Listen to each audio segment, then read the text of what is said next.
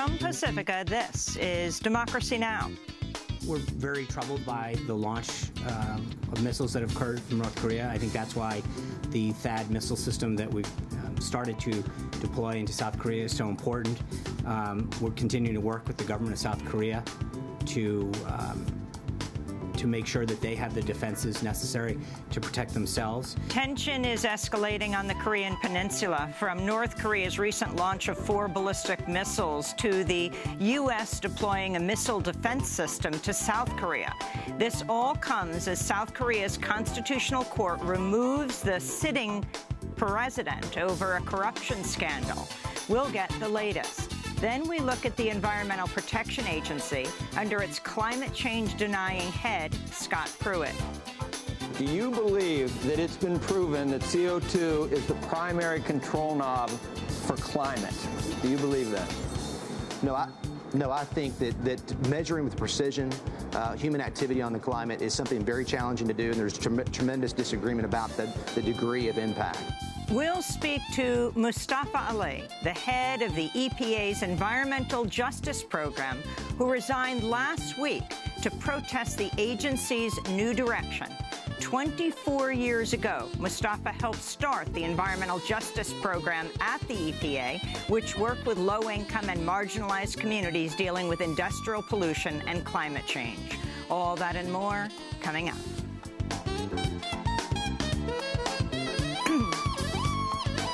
Welcome to Democracy Now!, democracynow.org, the War and Peace Report. I'm Amy Goodman. Attorney General Jeff Sessions asked for the resignations of 46 U.S. attorneys on Friday, angering the prosecutors who say they were not warned in advance. Although the dismissal of U.S. attorneys is common during presidential transitions, those affected say the Trump administration bungled the layoffs, with many U.S. attorneys learning only through the media they had to clear out their desks by the end of the day.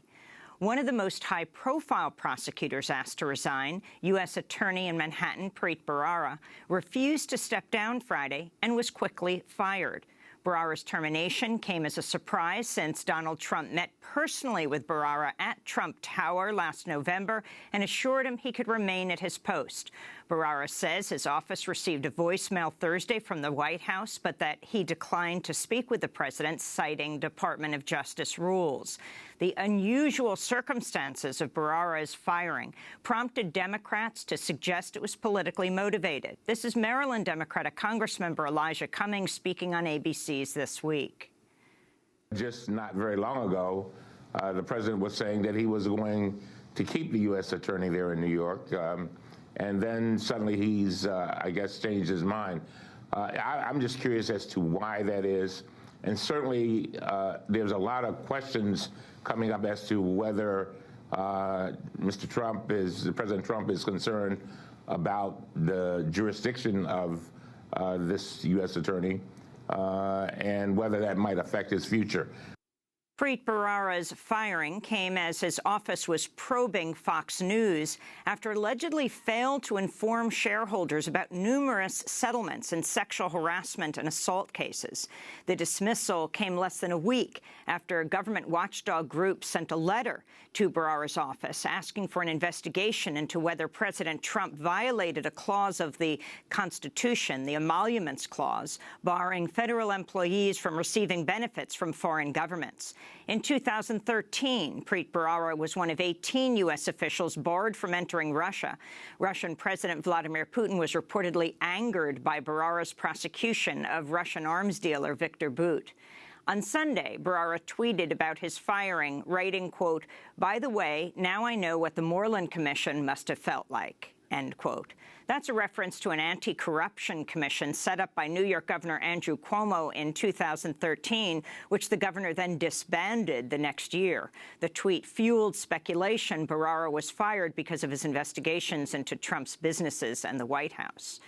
In Washington, D.C., the Congressional Budget Office is slated to release its assessment of a House Republican health care bill as early as today. Ahead of the report's release, the Brookings Institution estimated as many as 15 million people may lose coverage under the American Health Care Act within 10 years. The legislation would also give huge tax relief to the wealthiest Americans. According to the nonpartisan Joint Committee on Taxation, those earning more than $1 million annually would save an estimated $165 billion in taxes over 10 years, causing many to talk about the bill not as a health care bill, but a wealth care bill. On Capitol Hill, the House Intelligence Panel has set today as the deadline for the Justice Department to turn over any evidence to support President Trump's unfounded claim that the Obama administration wiretapped Trump Tower in the run-up to November's election. The ultimatum by ranking Democrats on the panel came as even top Republican lawmakers questioned President Trump's claims. This is Arizona Republican Senator John McCain speaking on CNN Sunday. The president has one of two choices, either retract or to provide the information that the American people deserve, because if his predecessor violated the law, President Obama violated the law, we've got a serious issue here. I have no reason to believe that the charge is true, but I also believe that the President of the United States could clear this up in a minute. All he has to do is pick up the phone, call the director of the CIA, director of national intelligence, and say, okay, what happened? In Washington, D.C., thousands of Native American activists and their allies marched to the White House Friday, protesting the Trump administration's policies towards indigenous people and its support for the Dakota Access Pipeline. Along the march route, protesters erected a giant teepee outside the Trump Hotel to, quote, reclaim stolen land, unquote. This is activist Deborah His Horse's Thunder. I mean, as Native people, we've continued to have our resources extracted. You know, they're in the process of doing that now with this pipeline, to the detriment, or the possible detriment, or the very real detriment of loss of clean water. And then what? Nothing's going to survive without water. Nothing. The protests came just days after a federal judge ruled against a lawsuit by the Standing Rock and Cheyenne River Sioux tribes to halt construction of the last section of the $3.8 billion pipeline, which they say could pollute their main source of drinking water, the Missouri River. The ruling came after President Trump fast-tracked the Dakota Access Pipeline and Keystone XL pipelines for completion. The company building the Dakota Access Pipeline, Energy Transfer Partners, says it expects to pump oil through the pipeline by April 1st. Jewish community centers and synagogues around the U.S. reported another wave of bomb threats over the weekend as Jews observe the religious holiday of Purim. In Rochester, New York, the Louis S. Wolk JCC was evacuated for the second time in less than a week as police search for explosives. This is Police Chief Mark Henderson. We do believe that this is part of, as I mentioned on Tuesday, a larger picture, the national trend. That's why I did mention that the FBI was involved. They are assisting us. The state police is taking a lead role, and from a New York State perspective. There were other weekend bomb threats against Jewish centers in Illinois, Indiana, Texas, Wisconsin, and Vancouver, Washington. The Jewish Community Center Association of North America says it's documented 128 incidents at 87 community centers so far this year. In Florida, a man attempted to set a convenience store on fire Friday morning, later telling police he wanted to, quote, run the Arabs out of our country, unquote. 64-year-old Richard Leslie Lloyd told police he believed the store's owners were Muslim, although they're of Indian ancestry, and that he was, quote, doing his part for America, unquote. The arson followed a rash of recent hate crimes targeting South Asian men. Iowa Republican Congressmember Steve King sparked outrage Sunday after publishing a racist tweet in support of far-right Dutch politician Geert Wilders. Congressman King was retweeting a cartoon by the anti-immigrant group Voice of Europe depicting Wilders with a finger plugging a leak in a dike labeled Western civilization, holding back a toxic wave of Islam. The cartoon also depicts Muslim men with a sword and a suicide bomb vest. West. Congressman King's retweet of the cartoon read, quote, "Wilders understands that culture and demographics are our destiny. We can't restore our civilization with somebody else's babies," unquote.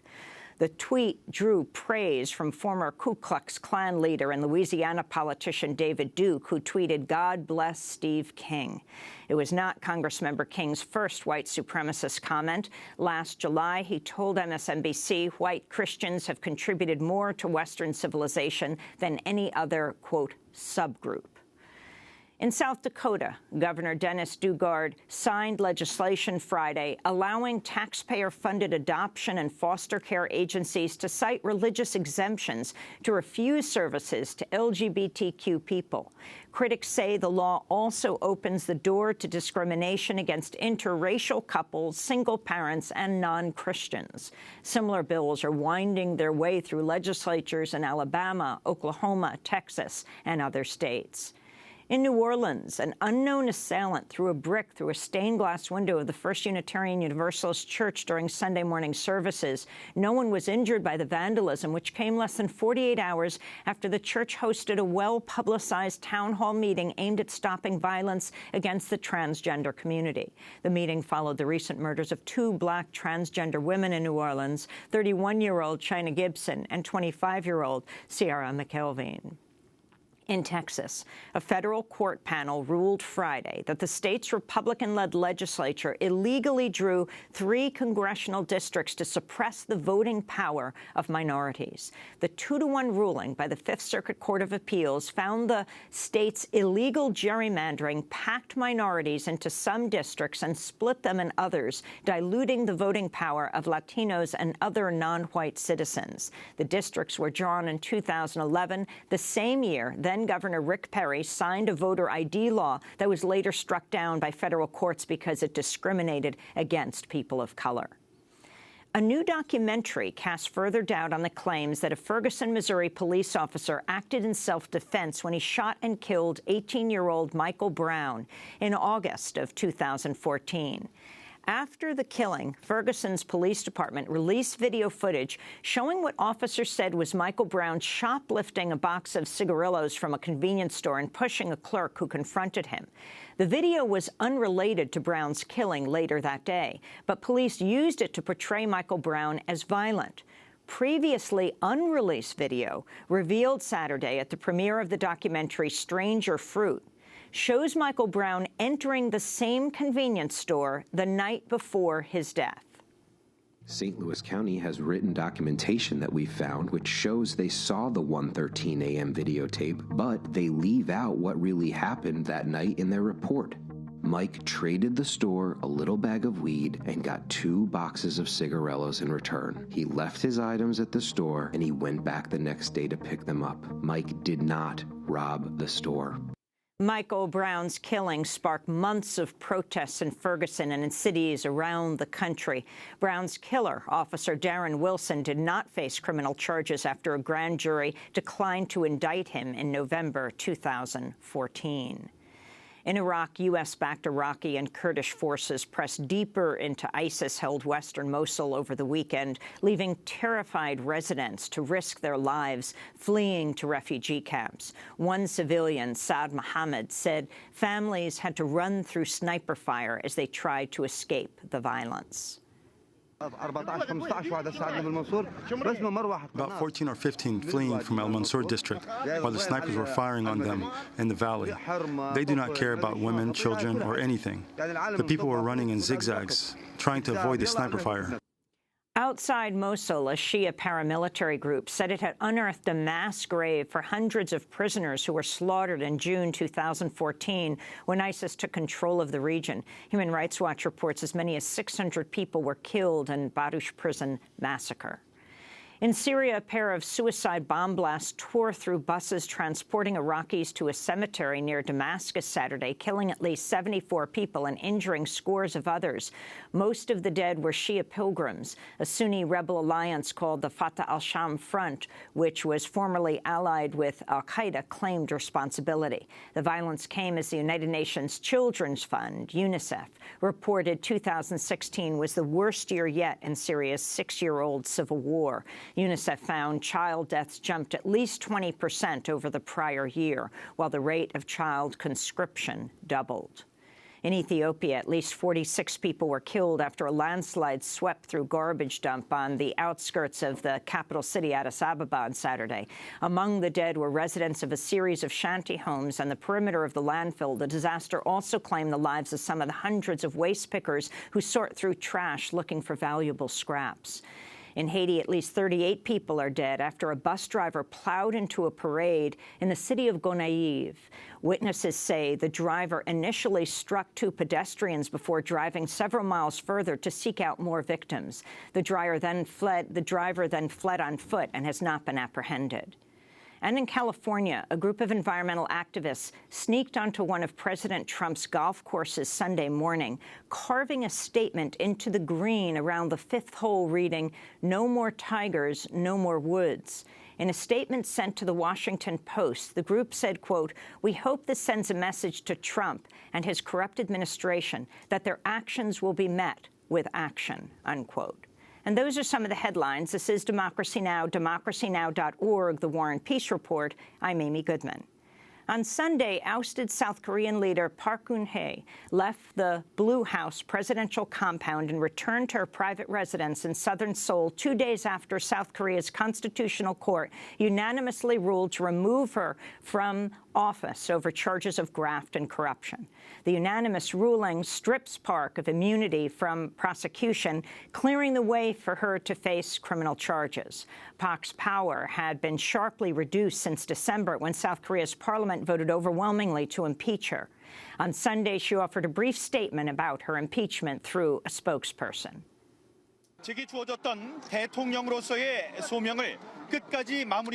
I, former President Park Geun-hye, apologize that I could not finish my mandate as a president. I appreciate all the people who have trusted in me and supported me. I take responsibility for the outcome of all of this. It will take time, but I believe the truth will be revealed. A new election will be held in 60 days. The upheaval in South Korea comes days after North Korea test-fired several ballistic missiles and as the Trump administration is deploying a missile defense system to South Korea. Meanwhile, hundreds of thousands of South Korea and U.S. troops backed by warships and warplanes are currently engaging in a massive military exercise. Last week, Chinese Foreign Minister Wang Yi warned that the U.S. and North Korea are, quote, like two accelerating trains coming toward each other. He called on both sides to de-escalate tensions. Meanwhile, U.S. Secretary of State Rex Tillerson is heading for his first trip to Asia later this week, stopping in Japan, South Korea, and China. In a break with precedent, Tillerson is not traveling with members of the press. For more, we're joined by two guests. In Chicago, Illinois, we're joined by Bruce Cummings, professor of history at the University of Chicago. He's the author of several books on Korea, including Korea's Place in the Sun, A Modern History, and North Korea, Another Country. And we're joined here in New York by Christine Ahn, founder and international coordinator of Women Cross DMZ, a global movement of women mobilizing for peace in Korea. Her recent article for Foreign Policy in Focus is headlined, South Korean Women Take on Trump. Professor Cummings, Christine Ahn, we welcome you both to Democracy Now! Christine, let's start in South Korea. Talk about the significance of the president being removed.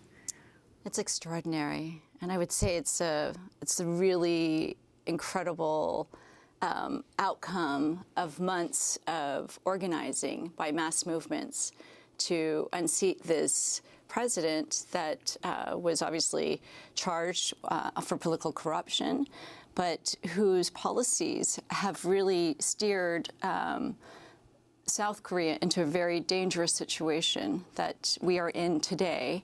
And I think it's extraordinary what people and mass movements can do. And I think it's not just great for South Korea and for peace on the Korean Peninsula, but I think it's a really great symbol for the rest of the world. What do you mean what people and mass movements can do? How was the president of South Korea removed? Well, she was first moved by parliamentary vote to impeach her. And then just recently, the Constitutional Court affirmed that decision. But it really took, months of massive millions of people taking to the streets, holding candlelight vigils, demanding her ouster, demanding that she she be impeached. And I think it's a great day for social justice and democracy in South Korea. Her policies have been really bad for workers' rights, for labor unions, for farmers, and it's endangered Korea, and it's worsened inter-Korean relations to the worst point that just last year, the Kaesong Industrial Complex, which was the economic zone that was established during the Sunshine Policy era, was, between North and South Korea. It was within the demilitarized zone. And that was one step towards reconciliation, towards reunification. And she basically did away with that, and that had a lot to do with her confidant, Choi Soon-sil, who was unlawfully giving her advice and was also tied to her corruption. But I think it's a new day for the Korean Peninsula. I hope that the U.S. Doesn't take military action in this very dangerous hour where there is a tremendous possibility for miscalculation. There is that political vacuum in South Korea until likely Moon Jae-in, who is the leading contender for president, who was the chief of staff during Roh Moo-hyun, the last liberal government that was, carrying out the Sunshine Policy, and he has said he would reopen Kaesong. He has said we must return to talks with North Korea. We must acknowledge that Kim Jong-un is the leader of North Korea. And so hopefully the U.S. won't do anything dangerous in the interim. Professor Bruce Cummings, can you talk about how Park Geun-hye rose to power, how she was ousted, and also, as Christine was talking about, what this means for North-South Korean relations and the United States? Well, Park Geun-hye was, of course, the daughter of President Park Chung-hee, who was assassinated by his own intelligence chief in 1979, precipitating a crisis that led to another military coup. At this point, Park Geun-hye had been living in the Blue House, I think, for 10 or 11 years. She went into a kind of seclusion for a long time and then came out in the 1990s as a member of the National Assembly. She was elected really in reaction against Kim Dae-jung and Roh Moo-hyun, two progressive presidents who were in office from 1998 to 2008. And her constituency, as you can see from the protests in Seoul in favor of her, really consists of people who are still deeply anti-communist, anti-North Korean. They hate the North Koreans. They tend to be in their 60s, 70s, 80s. It's obviously, therefore, a declining constituency.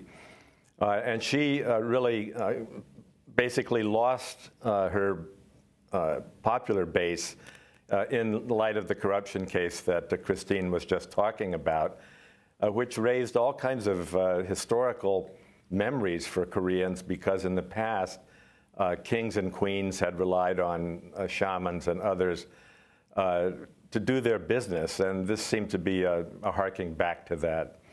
So she is one of the most unpopular presidents in Korean history, and now she's gone. And then talk about what this means for what has taken place over the weekend and the last weeks with North Korea, the launch of the missiles, and then the U.S.-South Korea military exercises. Well, of course, the U.S. holds these exercises every year because South Korea, under Park's leadership, is a welcoming country for these war games involving, as you said, hundreds of thousands of troops.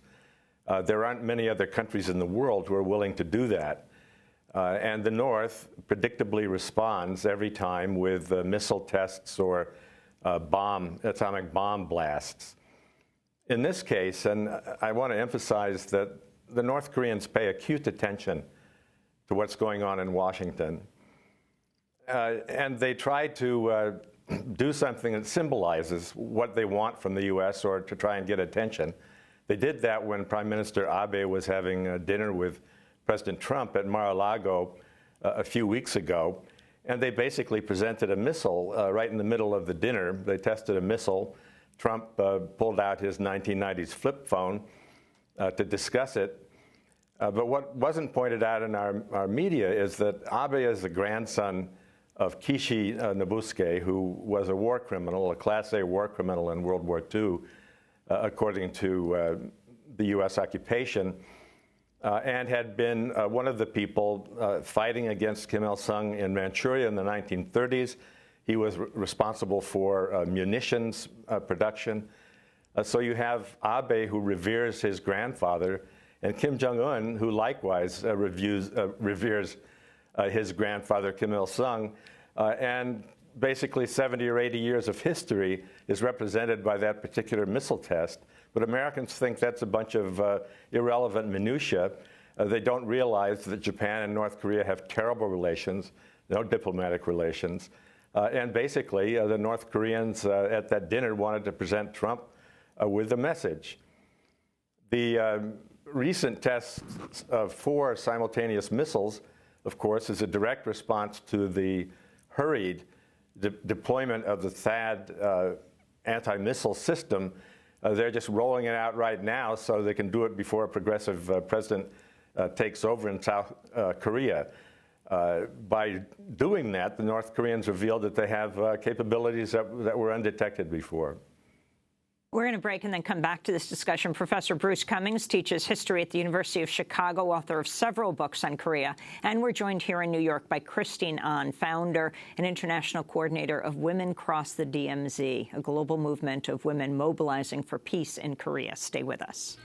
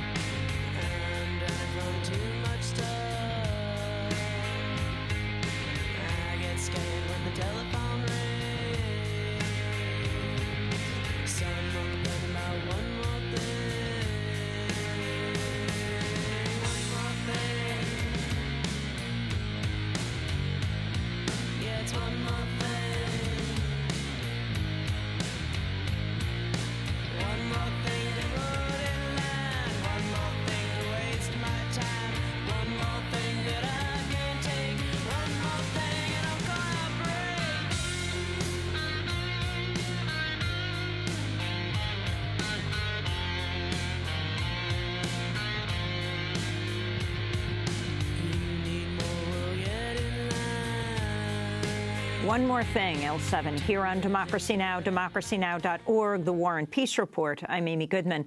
The political upheaval in South Korea comes days after North Korea test-fired several ballistic missiles. In response, the Trump administration announced it would deploy a missile defense system to South Korea. Meanwhile, hundreds of thousands of South Korean and U.S. troops, backed by warships and warplanes, are currently engaging in a massive military exercise. Last week, Chinese officials called for both an end to North Korea's nuclear program and an end to joint U.S.-South Korea military drills. This is Chinese Foreign Minister Wang Yi. As a first step, North Korea should suspend nuclear activity, and the U.S. and South Korea should also suspend large-scale military drills, and with both sides stopping, avoid the current security dilemma and make all sides to return to the negotiating table. Later, based on a dual-track strategy, we will realize denuclearization and establish a peace mechanism on the peninsula to simultaneously and equally resolve the concerns of all parties. So that's Chinese Foreign Minister Wang Yi, and we're speaking to two guests about the escalating tensions between the Koreas and the United States and China. Bruce Cummings is with us, professor of history at University of Chicago, and Christine Ahn, founder and international coordinator of Women Cross the DMZ. What are you most concerned about right now, as this is much broader than just Korea? Well, I'm concerned that we have a situation in South Korea that is essentially a political vacuum until the next progressive president comes into power. And we have a Trump administration that has said that it's, undertaking a Korea policy review, which has ranged from he's willing to sit down with Kim Jong-un and have a hamburger to preemptive strikes. And what really worries me is while these military exercises may be routine, the South Korean media just reported that the U.S. has deployed a team of Navy SEALs that basically took out Osama bin Laden. It includes unmanned aircraft that could basically completely destroy Pyongyang. That could be a signal. That's one way. Since there is no communication between the two countries. Deployed where? To the Korean Peninsula as part of these regular exercises.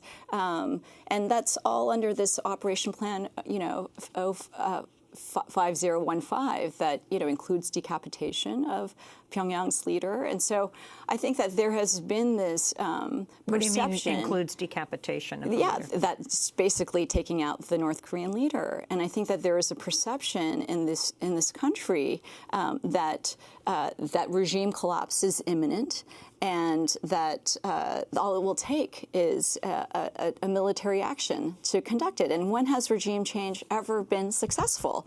And what would be the likelihood for the millions of South Koreans right across the DMZ and the innocent civilians? But it would engulf the entire region into a very dangerous regional conflict. Russia, China, Japan, the United States, by being part of mutual defense treaties, it will engulf the entire region. 5 of those, of the top 10 countries in terms of their military capacity and defense spending, are in that region. It's a tinderbox. And so we really need to understand that the Korean conflict is at the root of that. And so we have to really seriously pressure our government. I mean, it's obviously, how do we, pressure the Trump administration that seems to not have a clue about Korea?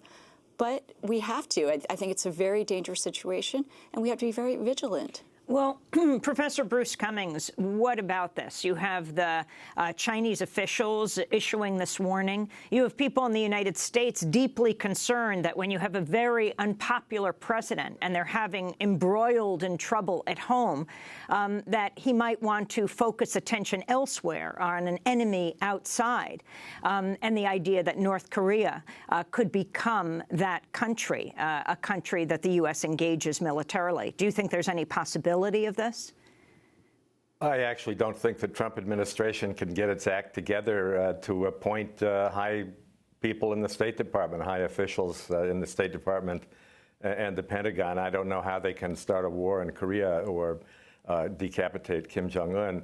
I think the situation is actually worse in the sense that over the last year or so, there's been a bipartisan inside the Beltway consensus that most of our methods for dealing with North Korea, sanctions, cap on their tests, talking with them, those things have not worked over the years. They're still building their arsenal of nuclear weapons and missiles. And so some sort of force may be necessary either to take out those missiles preemptively or to force an end to the Kim Jong-un regime. The Council on Foreign Relations last October published a paper on North Korea where it came very close to saying the U.S. might have to use force to change the regime in North Korea. So we're not talking about Donald Trump and a bunch of yahoos. We're talking about a consensus in Washington. Also, Chinese Foreign Minister Wang Yi's statement was very important, I think unprecedented. I've never heard a high Chinese official say that we're moving toward a collision on the Korean Peninsula, that it's like 2 trains rushing toward each other. Furthermore, over the weekend, William Perry, the former defense secretary and Bill Clinton's roving ambassador for North Korea in the late 90s, also said that he thought a train wreck was coming. The simple way to handle this is the way Jimmy Carter did in 1994, when it looked like Bill Clinton was about to launch a preemptive attack on North Korea. And he just basically cut through all the bull in our relations with North Korea going back decades and flew to Pyongyang to talk to Kim Il-sung. And out of that came a complete freeze on North Korea's plutonium facility for 8 years. For 8 years, they had no access to any bomb-making materials, 24/7 controls on that facility. So if Donald Trump wants to share a hamburger with Kim Jong-un, that's a very good idea. But the idea of using force against North Korea when even their artillery, 10,000 guns north of Seoul, conventional artillery can take out a city that has 1/3 of the South Korean population, you just really have no military option on the Korean Peninsula. But unfortunately, a lot of folks in Washington haven't gotten that straight. I want to turn to White House spokesperson Sean Spicer speaking last week. We're very troubled by the launch of missiles that have occurred from North Korea. I think that's why the THAAD missile system that we've started to deploy into South Korea is so important. We're continuing to work with the government of South Korea to make sure that they have the defenses necessary to protect themselves. The deployment of the THAAD system is critical to their protection, as witnessed by this weekend's ballistic missile test. China and the United States in particular both understand the threat that North Korea poses to the region, and I think that there's areas in concern that we can work together to protect the country. So according to reports, a senior White House official says President Trump believes the greatest immediate threat to the United States is North Korea and its nuclear program. And you just heard Sean Spicer, Christine Ahn. Oh, I mean, it's so interesting. David Sanger had a piece in the New York Times last week about the Obama administration's secret cyber warfare program against North Korea because basically they concluded that the missile defense system is truly ineffective and that, you know, even in the most pristine environmental or climatic conditions, that 50% of the tests failed. And so I think it's truly a testament why, if you know, there is no demand coming from South Korea.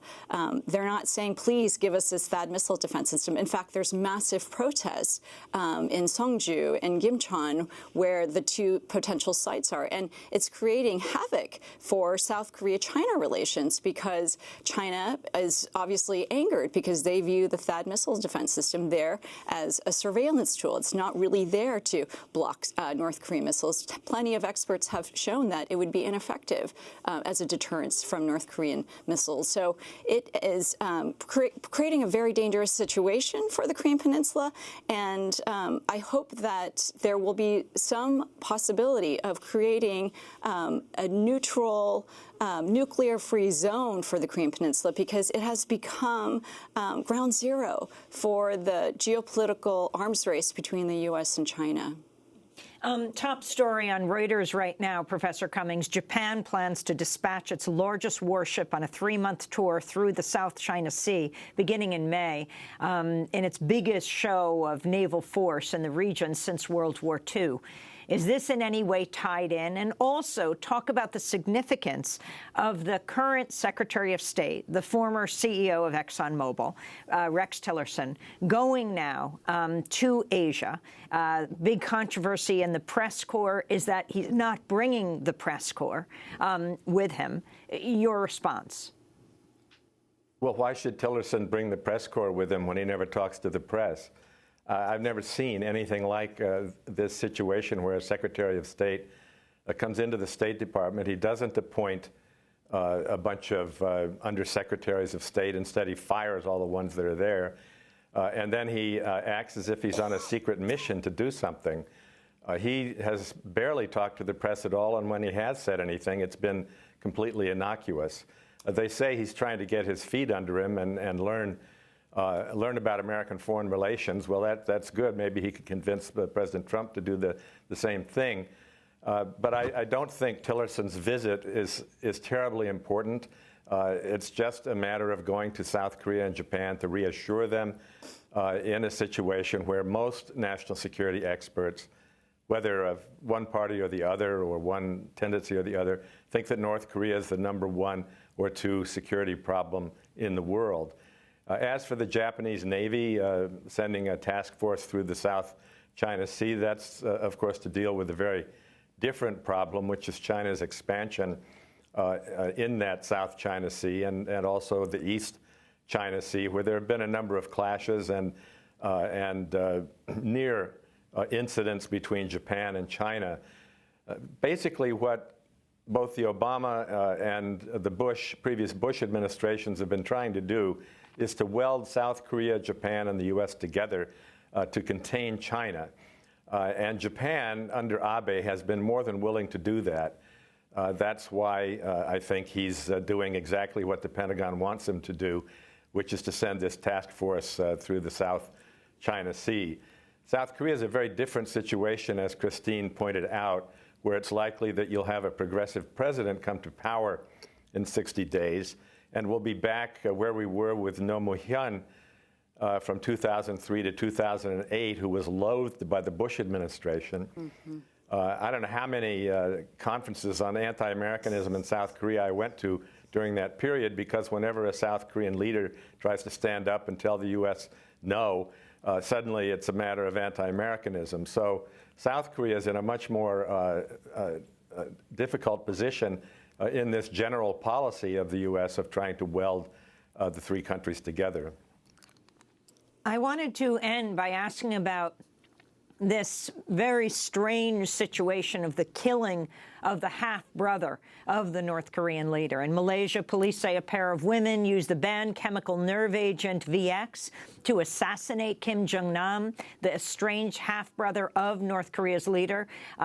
Kim died of a seizure on his way to a hospital from the Malaysian airport February 13th after the women doused his face with the chemical as he was waiting to board a flight at Kuala Lumpur's main airport. The United Nations has banned VX as a weapon of mass destruction. North Korea denies involvement in Kim's killing, although the country is believed to have stockpiles of VX and other nerve agents. Christine, the significance of this now, they're saying that they're looking for a number of North Korean agents who might have provided the VX to the women. What is the significance of this? I think there's many more questions than answers. And if I may just outline a few of them. One is, why did South Korean media know about this before the Malaysian authorities? If it was the nerve gas agent, why did it take the Malaysian authorities to basically sanitize the airport 2 weeks later? SIPRI has said they don't think it was the nerve gas agent. SIPRI being? The Stockholm Institute for Peace, Research Institute. And, why would North Korea, which, obviously all roads are leading to North Korea, why would they do this in a place that has basically closed-circuit TVs, and that would lead it to be North Korea as the culprit? And why would they do it at a time when North Korean, a team of the foreign ministry officials, were about to go to the United States for Track 2 dialogues? I think North Korea is really working hard to try not to be an international pariah. Certainly they are doing the missile test. They do that as a message to the United States. But I think that they don't want to be isolated. They want to join the international community. They want the sanctions to be lifted so that they could eventually normalize. And so it just raises a lot of questions. Why would they do this at a time when they were about to have a potential talks, Track 2 dialogues with U.S. officials? Bruce Cummings, would you like to weigh in on this? Well, I agree with Christine that it was very odd that this was done in a venue where there are all kinds of people milling around and security cameras there. When the North Koreans want to assassinate someone, they send a lone assassin, and he's carrying a poison so that if he is captured after the assassination, before he's captured, he'll commit suicide, and then they can deny everything and blame it on the South Korean Special Services. This was a very odd event. Also, it occurred in Malaysia, which is a country that had friendly relations with North Korea, one of the few non-communist advanced countries that North Koreans and Malaysians could go back and forth without visas. They've poisoned, if North Korea did this, which one has to assume they did, I mean, who else did it? It's basically poisoned the relations with Malaysia. And again, it feeds into the world media image of Kim Jong-un as somebody who just chops someone's head off when he disagrees with him, whether it's his uncle or somebody else. This case is half-brother. It's a very murky incident, and I don't think we'll ever get to the bottom of it, really, but we'll probably learn a lot more than we know now. Well, I want to thank you both for being with us. Bruce Cummings, speaking to us from Chicago, professor at the University of Chicago. His books include Korea's Place in the Sun, A Modern History, and North Korea, Another Country. And thanks so much to Christine Ahn, founder of Women Cross the DMZ. This is Democracy Now!, democracynow.org, the War and Peace Report. When we come back, an Environmental Protection Agency official who founded an agency for environmental justice within the EPA a quarter of a century ago quits over the new administration. Stay with us. We'll speak with him.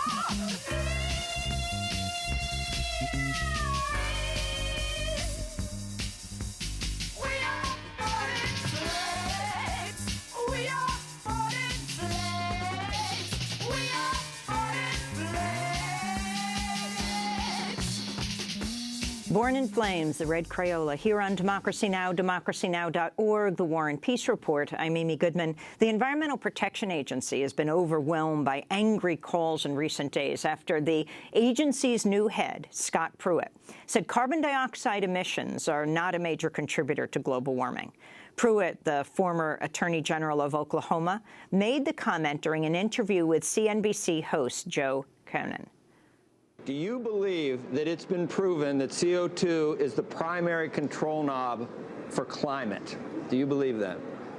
No, I think that measuring with precision human activity on the climate is something very challenging to do, and there's tremendous disagreement about the degree of impact. So no, I would not agree that it's a primary contributor to the global warming that we see. Okay. All right. But we don't know that yet. As far as we need to continue the debate and to continue the review and the analysis. That was Scott Pruitt, the head of the EPA, speaking with CNBC host Joe Kernan. Well, Pruitt's comment defies scientific consensus about the laws of physics. The EPA's own website, even in the time of Trump, features a fact sheet declaring greenhouse gases act like a blanket around the Earth, trapping energy in the atmosphere and causing it to warm, unquote. Well, on Friday, one day after Pruitt made the comment, the National Oceanic and Atmospheric Administration, NOAA, revealed that the level of carbon dioxide in the atmosphere had risen at a record pace for a second year in a row. Meanwhile, President Trump is proposing to cut 25% from the EPA's budget and eliminate 3,000 jobs. Trump's plan calls for the complete elimination of EPA programs on climate change, toxic waste cleanup, environmental justice, and funding for Native Alaskan villages. It would slash funding to states for clean air and water programs by 30%. Well, we now turn to a longtime EPA staffer who resigned last week to protest the agency's new direction. Mustafa Ali is the former head of the EPA's Environmental Justice Program, which worked with low-income and marginalized communities dealing with industrial pollution and climate change. Ali helped found the office 24 years ago under President George H.W. Bush. He's now working with the Hip Hop Caucus. Mustafa Ali, welcome to Democracy Now! Can you talk about why you resigned? Oh, yes, and thank you for having me. There were a number of reasons for resigning. One of them was that I felt that the values and priorities of our new administration did not line up with mine in relationship to our vulnerable communities and the work that need to happen in that space. Secondly, I also had some great concerns about the rolling back of the budgets and the eliminating of offices that have played a significant role in helping to move those vulnerable communities forward. And then thirdly, when I took a look at some of the proposals for rolling back regulations that have played a significant role in helping to protect the environment and public health of our most vulnerable communities, I just couldn't be a part of that. Those regulations, many of those communities have been working for decades trying to make sure, one, that they're in place, two, that they are more inclusive of protections for their communities and getting traction, being able to move forward. The Trump administration has proposed zeroing out the budget of your office, the Environmental Justice Program. Now, this hasn't been approved, but this is the proposal. What exactly concretely would that mean? Talk about some of the areas in the country that you've been working on and just what the words and the movement environmental justice is. Yes, well, you have to kind of go back in history just a bit to understand environmental justice. The Office of Environmental Justice, which became the Office of Environmental Equity, actually got created because of a set of recommendations that came from stakeholders. Those stakeholders were from grassroots organizations, they were from academics, they were from faith-based institutions, and it actually started under William Riley back in 1992. And the issues are numerous around the country. You could look at some of the things that are happening in Port Arthur, Texas, where there are a number of refineries and the community is literally surrounded. Or you can look in Mossville, Louisiana, where communities have been impacted by toxic chemicals that have created some great public health challenges in those communities. And these communities you're talking about are African-American communities? These are communities of color, African-American communities, Latino communities, Asian American and Pacific Islander communities, Native American communities, and low-income white communities. Let me turn to Scott Pruitt's recent speech to staff at the EPA when he first came in. I believe that we as an agency and we as a nation can be both pro-energy and jobs and pro-environment, that we don't have to choose between the two. I think our nation has done better than any nation in the world at making sure that we do the job of protecting our natural resources and protecting our environment while also respecting the economic growth and jobs our nation seeks to have. Mustafa Ali, your response to, well, the man who was your boss, but you've since resigned, Scott Pruitt. Yes, I believe that we have to be as equally focused on the impacts that are happening inside of those communities. I personally think that when we are taking a look at regulations, we could ask a basic question. If we're thinking about creating a new regulation, will it be beneficial to our most vulnerable communities? If we're thinking about rolling back a regulation, will that be helpful to those most vulnerable communities, or will it move them in a negative direction? And if that is the case, then I think that we are making a mistake, that there needs to be a better analysis, that there needs to be conversations that are happening with those most vulnerable communities and getting their input as we move forward. I'm often wondering, what are the criteria that you're using to make some of the decisions of some of the proposals that I have seen being moved forward over the last few weeks? Can you talk about some examples? You were recently in Flint, well known for what happened to the water supply of Flint, the poisoning of an American city when it was taken off its traditional water supply by an emergency manager who the Republican governor of Michigan had put in to rule that city, an unelected official, took it off its traditional water supply of over half a century, the Detroit water system, and made the water supply the Flint River, which all knew was a corrosive, polluted body of water. Talk about the significance of the cutting of the EPA for communities like Flint, and then talk about South Carolina. Oh, sure. So as it relates to Flint, you know, that is a situation that has just devastated the community, but there is still hope also in the community. So recently there, with the mayor and some of her staff and others, focusing on some environmental justice opportunities and how we can help to revitalize that community. You know, and speaking with many of the folks who are there, you know, they are still struggling to make sure that they have fresh water, clean water, something that many of us just take for granted every day. But they're also, I want to address the disinvestments that have happened over the years inside of the community to be able to move forward, to create a healthier and safer place. So we're very, very focused on being supportive there.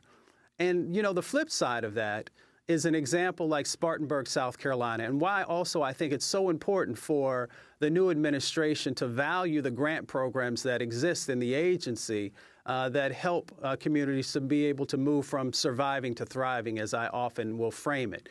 In Spartanburg, South Carolina, they had a number of the issues that many of our communities have across the country. They had bad transportation routes. They had old housing.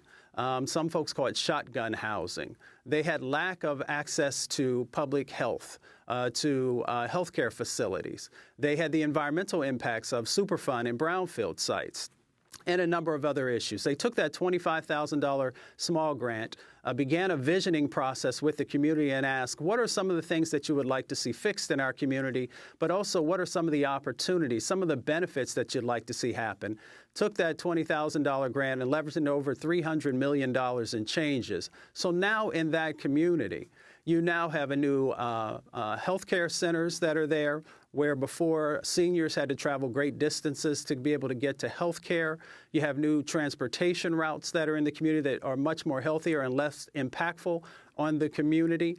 You have a number of new housing units, over 500 new homes that are there, green homes that are energy efficient.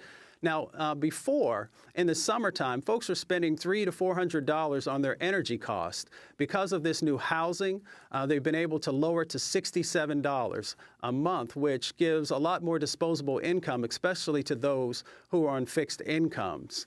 And as this revitalization was happening, which was community-driven, they made sure that there were worker training programs in place so that the community members, were able to create their own jobs, to be able to play a significant role, and to bring hope back to this community. And there are a number of other things that are very, very positive that are happening. But these are the examples of what can happen when we value communities, when we listen to the voice of communities, and we begin to move forward in a collaborative way. They have now been able to bring the state and the local government into this process. A number of the community members, of course, are a part of the process. Business and industry is a part of the process. And as they cleaned up, the brownfields and Superfund sites were being cleaned up. They now are moving forward, having a solar farm put into those cleaned up areas, which will now zero out those electricity bills, and the excess that can be sold to the grid will then come back to the communities. So that's what I talk about when I'm talking about environmental justice, addressing those past and present impacts and creating opportunities. So in our last minute, Mustafa Ali, you have worked for Republican and Democratic administrations. I mean, your office was founded under President George H.W. Bush. Why leave now? I felt that it was time for me to take my skills and talents to a place where I knew that they would be valued. But I also felt that it was necessary for me to stand up and share respectfully in the letter of my resignation with the administrator the challenges that still exist for vulnerable communities, but also the opportunities that exist, and implore him to do a serious analysis of that and to give consideration into making sure that these communities are protected and engaged in the process. Did Scott Pruitt respond to your resignation letter? I have not heard from him to date, but I do wish him well. Mustafa Ali resigned as head of the Environmental Justice Program at the Environmental Protection Agency last week. He is now Senior Vice President of the Hip Hop Caucus. And that does it for today's program. If you'd like to get a transcript or see video or listen to audio of today's show, get a podcast, you can go to DemocracyNow.org. All transcripts of all shows are there. Democracy Now! Is produced by Mike Burke, Dina Guzder, Nermeen Sheikh, Carla Wills, Laura Gottesdiener, Sam Alcoff, John Hamilton, Robbie Karen, Hani Massoud, Sharina Nadura, and Andre Lewis, Mike DeFilippo, Miguel Noguera, and Paul Huckabee are engineers. We also have a job opening at Democracy Now! It is a social media fellow, full-time job here in New York. Check our website at democracynow.org. Special thanks to Becca Staley, Julie Crosby, Hugh Grant, David Prude, Ariel Boone. I'm Amy Goodman. Thanks so much for joining us.